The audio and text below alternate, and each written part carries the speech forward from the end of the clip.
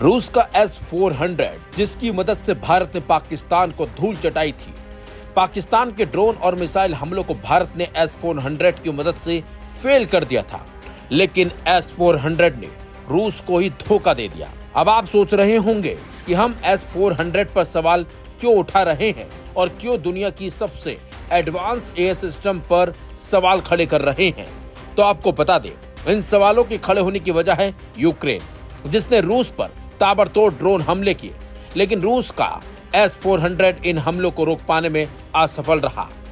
दरअसल रूस यूक्रेन के बीच 3 साल की जंग में यूक्रेनी शहरों में भयंकर तबाही देखी गई। रूसी सेना ने यूक्रेन के अंदर घुसकर अंधाधुंध बम बरसाए, लेकिन यूक्रेन की तरफ से रविवार को किया गया हमला पुतिन प्रशासन के लिए बड़ी तबाही लेकर आया। यूक्रेन ने बड़ी ही चालाकी से रूस के एयरबेस पर हमला बोल दिया और बम बरसाने वाले विमानों को तबाह कर दिया। इस हमले की प्लानिंग 1-1.5 साल में की गई और फिर सटीकता से इसे अंजाम दिया गया। यूक्रेन की सुरक्षा सेवा यानी कि SBU ने रूस के 4 अलग-अलग एयरबेस पर हमला किया, जिसमें 41 भारी रूसी बॉम्बर्स विमानों को निशाना बनाया गया। यूक्रेन की मीडिया संस्थानों में से एक द कीव इंडिपेंडेंट ने सुरक्षा सेवा के सूत्रों के हवाले से ये जानकारी दी है। अब हर किसी के जहन में सवाल उठ रहा है कि आखिरकार रूस में ही S-400 क्यों फेल हो गया, आखिर क्या है इसकी नाकामी की वजह। तो आपको बता दें, रूस में S-400 प्रणाली यूक्रेन के ड्रोन और मिसाइल हमलों को रोकने में बार बार असफल रही है। बताया जा रहा है कि सपोर्ट सिस्टम की कमी रूस ने कई जगहों पर S-400 को अकेले तैनात कर दिया, जबकि इसे छोटी रेंज की वायु रक्षा प्रणालियों जैसे पेंट्सर एंड टूर की मदद की जरूरत थी। चलिए अब आपको बताते हैं कि S-400 की असफलता के कारण क्या हैं। अप्रभावी तैनाती।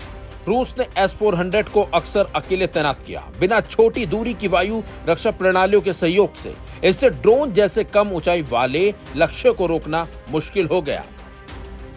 यूक्रेन की रणनीति। यूक्रेन ने S-400 को नष्ट करने के लिए रणनीति अपनाई। यूक्रेन पहले ड्रोन से रडार और एंटीना को निशाना बनाते हैं, फिर मिसाइलों से हमला करते हैं। ये सिस्टम अप्रोच रूस की रक्षा को भेदने में सफल रहा। इलेक्ट्रॉनिक युद्ध। यूक्रेन ने इलेक्ट्रॉनिक युद्ध तकनीकों का इस्तेमाल करके S-400 के रडार सिग्नल को जाम किया। इससे प्रणाली लक्ष्य को ट्रैक नहीं कर पाई। ड्रोन की संख्या। यूक्रेन ने सैकड़ों सस्ते ड्रोनों का इस्तेमाल किया, जैसे कि शाहिद 136 या DIY ड्रोन, जो S-400 को ओवरलोड कर देते हैं। मई 2025 में मॉस्को पर हुए हमले में सैकड़ों ड्रोनों ने S-400 को चकमा दे दिया। रूस की लापरवाही। रूस ने S-400 की सुरक्षा के लिए कैमोफ्लेज लगातार स्थान बदले या डमी सिस्टम जैसे उपाय नहीं किए, जो भारत ने अपनाए। यूक्रेन ने इसका फायदा उठाया। S-400 अभी भी एक शक्तिशाली प्रणाली है, जो विमानों, क्रूज मिसाइलों और बैलिस्टिक मिसाइलों को रोक सकती है। हालांकि विशेषज्ञों का कहना है कि इसे प्रभावी बनाने के लिए सही तैनाती, समर्थन प्रणालियों और रणनीति जरूरी है। यूक्रेन ने रूस की कमजोरियों का फायदा उठाया, जबकि भारत ने इसे सही तरीके से इस्तेमाल किया। 1 जून 2025 को यूक्रेन ने रूस के अंदर ट्रकों में छिपाकर हमलावर ड्रोन भेजे। रूस के शहरों में इन ट्रकों ने ड्रोन लॉन्च किए। ड्रोन अगर ज्यादा ऊंचाई से आता तो S-400 ट्रैक कर लेता। ये नीचे उड़ान भरते हुए हमला कर रहे थे। साथ ही S-400 सिस्टम हवा से आने वाले खतरों को ट्रैक करता है, सड़क या जमीनी रास्ते से आए हुए किसी भी हथियार को नहीं। रूस के S-400 प्रणाली की विफलता इस बात का सबूत है कि किसी भी हथियार की प्रभावशीलता उसकी तैनाती और इस्तेमाल करने की रणनीति पर निर्भर करता है। लेकिन अब S-400 की असफलता की वजह से रूस की ताकत पर भी सवाल उठने लगे हैं।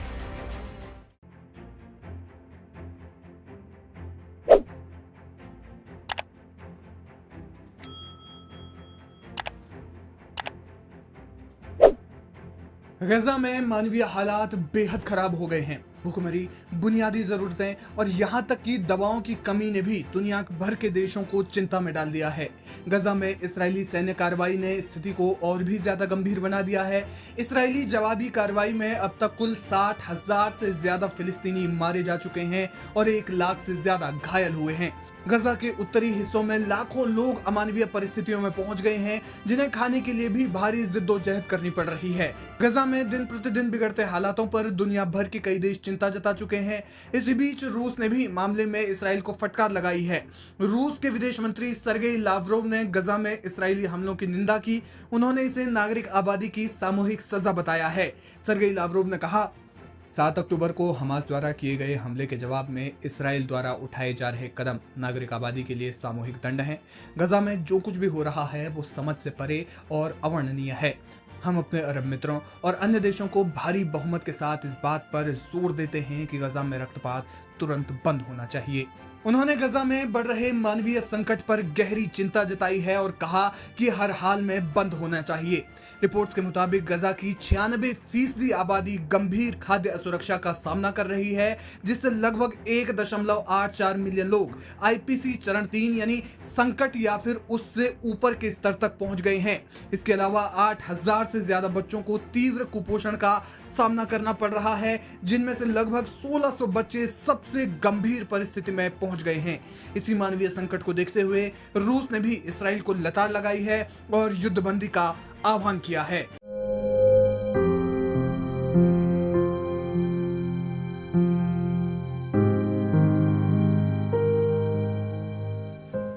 डेढ़ साल से जंग की आग में जल रहे गजा में हालात बद से बदतर होते जा रहे हैं। भूखमरी, मेडिकल सुविधाएं और रोजमर्रा की जरूरतों के लिए लोगों को जिद्दोजहद करनी पड़ रही है और इससे पूरी दुनिया चिंतित है। 2 मार्च 2025 को गजा में मानवीय सहायता को पूरी तरह से इसराइल ने बंद कर दिया था और फिलिस्तीनियों को एक तरह से मरने के लिए छोड़ दिया था। लेकिन दुनिया भर के देशों के दबाव के कारण हाल ही में GHF यानी गजा ह्यूमैनिटेरियन फाउंडेशन के माध्यम से भोजन सामग्री बांटना शुरू किया गया। लेकिन इस फाउंडेशन को संयुक्त राष्ट्र और उनसे संबद्ध अन्य संस्थाएं जैसे UNRWA और OCHA के अलावा गजा में मानवीय सहायता कर रही अन्य संस्थाएं नकार चुकी हैं। वे इसे मान्यता नहीं देते। दरअसल ये संगठन अमेरिका और इसराइल समर्थित संगठन है और संयुक्त राष्ट्र का मानना है कि इसका राजनीतिकरण किया जा रहा है और GHF के माध्यम से इसराइल जंग के समय में लोगों की भूख को हथियार बनाकर इस्तेमाल कर रहा है। ये बातें सिर्फ हवा हवाई नहीं हैं, बल्कि इसके कई कारण हैं। गजा में मानवीय सहायता पहुंचा रही संस्थाओं का मानना है कि GHF जिस तरीके से काम कर रहा है वो मानवता के सख्त खिलाफ है और वे भूख को हथियार बनाकर इस्तेमाल कर रहे हैं। संस्थाएं मानती हैं कि GHF का उद्देश्य फिलिस्तीनियों के विस्थापन को बढ़ावा देना है। यही वजह है कि 25 मई को इसके एग्जीक्यूटिव डायरेक्टर जेक वुड ने इस्तीफा दे दिया था। उन्होंने अपना पद छोड़ते हुए GHF पर कई संगीन आरोप लगाए। जेक वुड ने कहा कि GHF का सहायता वितरण कार्यक्रम मानवीय सिद्धांतों, मानवता, तटस्थता, निष्पक्षता और स्वतंत्रता का पालन करने में सक्षम नहीं है, जिन्हें मैं त्यागने को तैयार नहीं हूँ। गजा में भूखमरी के संकट स्तब्ध करने वाले और हृदय विदारक हैं और मैंने GHF को एक स्वतंत्र मानवीय संगठन के रूप में स्थापित करने की कोशिश की थी। उन्होंने कहा कि इसराइल समर्थित इस योजना को लागू करना निजी ठेकेदारों और इसराइली सैन्य नियंत्रण के तहत दक्षिणी गजा में सीमित वितरण केंद्रों पर केंद्रित थी। जेक वुड ने GHF की फंडिंग पर भी सवाल उठाए थे। जेक वुड GHF की इसराइल समर्थित योजना को मानवता के सिद्धांतों के अनुरूप नहीं मानते थे, इसलिए उन्होंने इस्तीफा दे दिया। हालांकि दूसरी ओर GHF ने इस कड़ी आलोचना को अस्वीकार कर दिया है। अब सवाल ये है कि GHF गजा में काम कैसे कर रहा है। गजा ह्यूमैनिटेरियन फाउंडेशन की ओर से फिलिस्तीनियों को खाने के बॉक्स और अन्य जरूरत का सामान उनके सेंटर्स पर ही मिलता है, जो ज्यादातर दक्षिणी गजा में है। इससे उन लोगों को तकलीफ होती है जो युद्ध के कारण विकलांगता की स्थिति में पहुंच गए हैं। गजा ह्यूमैनिटेरियन फाउंडेशन भूख से प्रभावित फिलिस्तीनियों की सुरक्षा जांच करता है। जांच पूरी होने के बाद उन्हें भोजन या अन्य जरूरत का सामान दिया जाता है। कुछ रिपोर्ट्स में दावा किया गया है कि उनका रजिस्ट्रेशन भी किया जाता है और ये पूरी प्रक्रिया इजरायली अधिकारियों द्वारा मॉनिटर की जाती है। GHF के सेंटर सिक्योरिटी गार्ड्स और इजरायली सेना की सुरक्षा से घिरे हुए हैं। ये सेंटर्स उन इलाकों में हैं जो इजरायली सेना के नियंत्रण में है, यानी कि दक्षिणी गजा में।